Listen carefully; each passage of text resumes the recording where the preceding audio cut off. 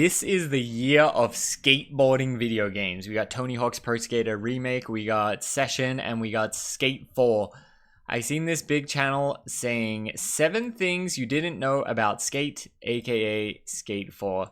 So a lot of people were asking me on the updates of all the stuff about Skate, so I thought, why don't we learn together? Skate is perhaps somewhat confusingly the 4th mainline entry into EA's hit skateboarding franchise. A lot of the times when I watch these videos, it's by like people die-hard skate fans or real skateboarders. So this feels like random presenter. So I'm curious to see how non-skater random presenter, like are these other videos just about general video games? Yeah, so this is from a non-skater's point of view, I think. So keep that in mind. Skate, whose original trilogy of games was released between 2007 and 2010. Just as the Tony Hawk's franchise began to go the way of the dodo, Skate swooped in and filled the void with its neat open world, unique control scheme, and hilarious ragdoll physics. And some 15 years after the release of Skate 3, a new entry is finally on the horizon, with many evidently hoping that it might signal a resurgence in the popularity of extreme sports games in general. Whether you're a ride-or-die skate head or a total newcomer though, here's the full fat lowdown on everything you need to know about the game. As I'm Jules. Was there any like mediumly successful extreme sports games that weren't skating? The closest thing I could think would be snowboarding. But was there any other like big games that were just extreme sports? Was there like, why isn't there like a popular motorcycle game or like a dirt bike game? Dave Mirra game? Yeah, but was that considered like really successful? I feel like probably not. I feel like snowboarding was more successful than Dave Mirra. But I'm basing that off absolutely nothing. Or a total newcomer though, here's the full fat lowdown on everything you need to know about the game. That's As true, I'm Jules, this is FGS, and these are 7 things you need to know about Skate. Number 7. First things first, it's free to play. So let's tackle the elephant in the room right away. Skate won't be a conventional retail release, as in 2022, EA announced that it had pivoted into a free-to-play title. Free? Brilliant, you probably say. It's copying Fortnite, right? Am I right in thinking that Fortnite is free to play? Or am I wrong? But of course, we as gamers know that free is almost never really free, and if a publisher is forfeiting an upfront fee, they're surely looking to claw back their investment somewhere else. And indeed, Skate is a live service title which will feature microtransactions for cosmetic items, which were somewhat controversially included in a recent closed alpha release of the game. Players can use real-world money to buy virtual currency called sandbox, which can then be used to purchase myriad items from the Skate store. Microtransactions certainly need not be the root of all evil when they're implemented responsibly, though it's also worth keeping in mind that when Skate launches, developer Full Circle has promised that the game won't include any pay-to-win mechanics, loot boxes, or paid gameplay advantages, and hopefully they'll stay true to that. Number 6. Loot boxes is gambling, right?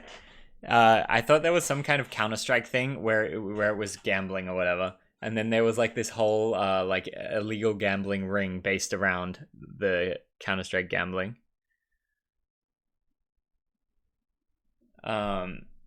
But yeah, I don't know. That's interesting. I hear like the biggest critique of the game is that there's no offline mode.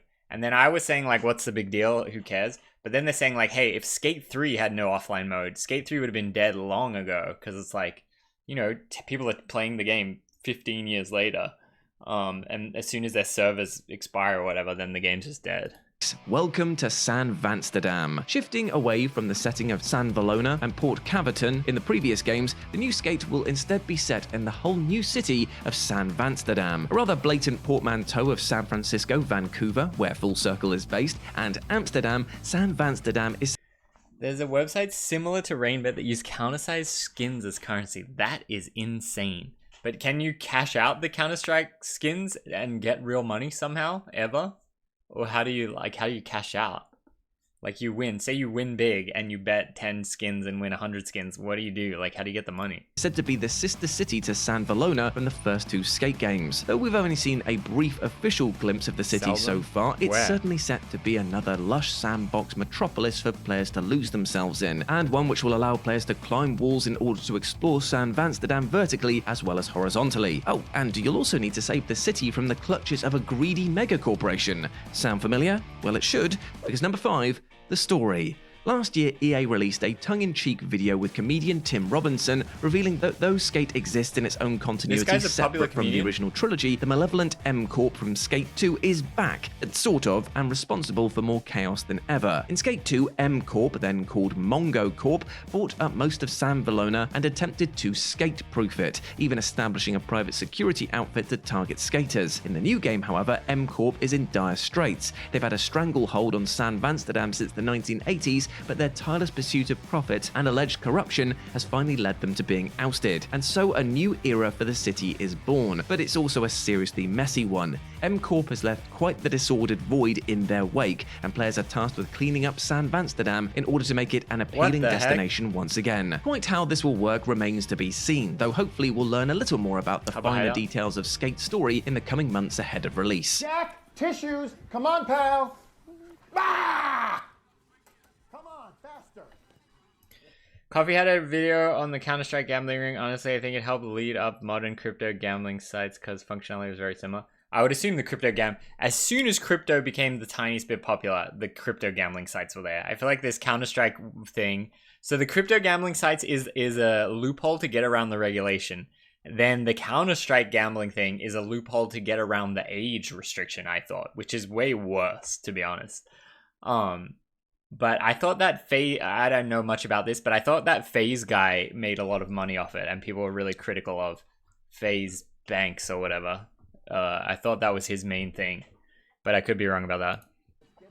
Number 4, it's a living, breathing multiplayer sandbox. Now, the big difference of Skate's open-world sandbox compared to its predecessors is that it's going to be a living, breathing, ever-evolving, persistent world with a constantly growing suite of features. And this brings to life another divisive aspect of Skate's gameplay, that the game will always be nose grind, nollie, ollie, south. Bro, why? Why make a video of that? Another divisive aspect of Skate's That's not like an edgy trick. That's just with a constantly growing suite of features. And this brings like huge pop to life another nose grind, divisive aspect of nollie, ollie south, or ollie north, or however you want to call it. Skate's gameplay, that the game will always be online, meaning that there's no way to play it without an internet connection. The city of San Amsterdam is designed to change over time, and smaller group-centric events and activities will be continually added throughout the game's life. While the potential here for a vibrant online ecosystem speaks for itself, long-time Skate fans are certainly a touch nervous about this striking change, especially as the prior games were all easily playable offline. On one hand, this decision is somewhat less concerning in a free-to-play game without an upfront financial commitment,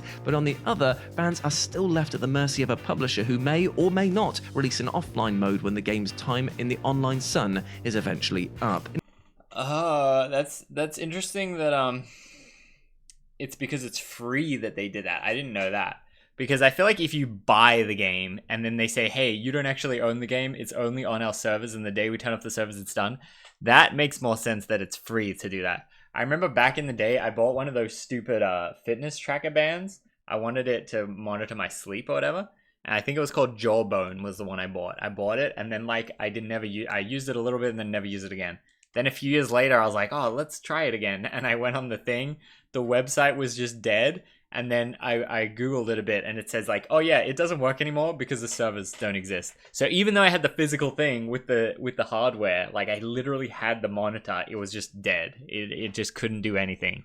You're like, damn. In an ideal world, the sandbox will allow for a skating experience with casual drop-in, drop-out multiplayer similar to Burnout Paradise, though at the time of press, EA hasn't yet confirmed this, nor how many players will even be able to skate together in a connected instance. Number 3, Skate comes full circle. Skate will be the first game in the series not developed by EA Black Box, which was ultimately shut down in 2013, just a few short years after the release of Skate 3. Skate will instead be helmed by Full Circle, a new studio out of Vancouver, British Columbia, which includes numerous ex-Skate developers among its number, including franchise creators Darren Chung and Cuz Parry. It's certainly encouraging to know that the folks who brought the series to life in the first place and shepherded it to cult success are back in the saddle. And with former Xbox Live GM Daniel McCulloch leading the studio, Skate is hopefully positioned to have a smooth, frictionless online launch. In the very least, the personnel make a firm statement that Skate won't be an in-name only entry into the franchise that lacks the soul soul of the OG trilogy. Number 2. Build skate parks with your friends. In addition to touting an always online open world, Skate will reportedly also heavily incentivize creation and, more to the point,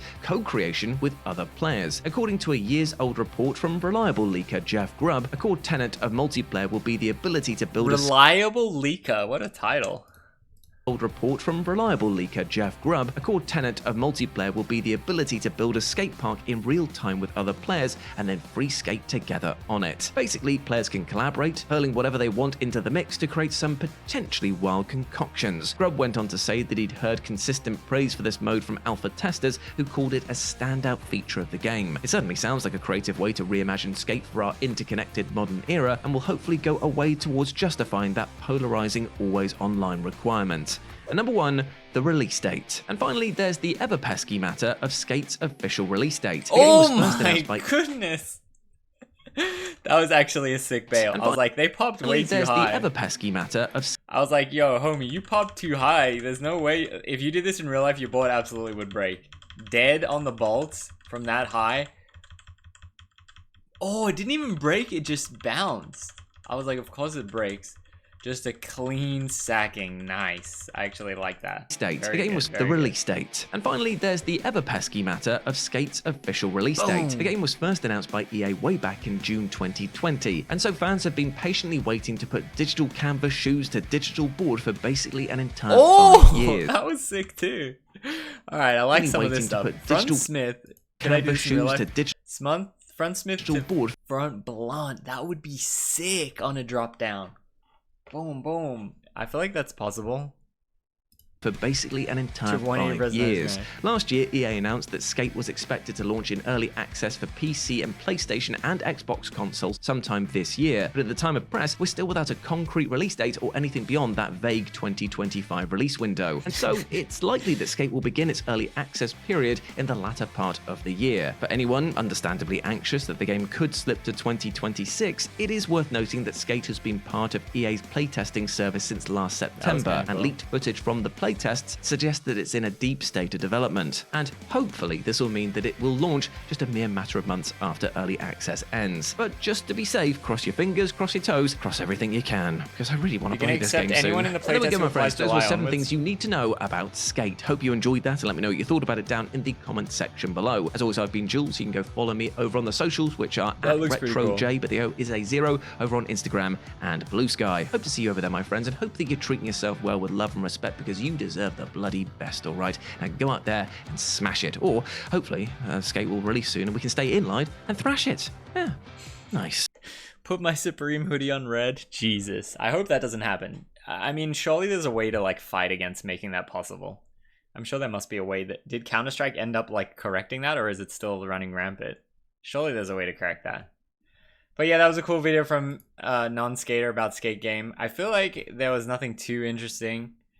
Even this comment. Free to play, different pretend location, more dumb story, always online, different dev owned by EA, object dropper again, similar, subject to change release date.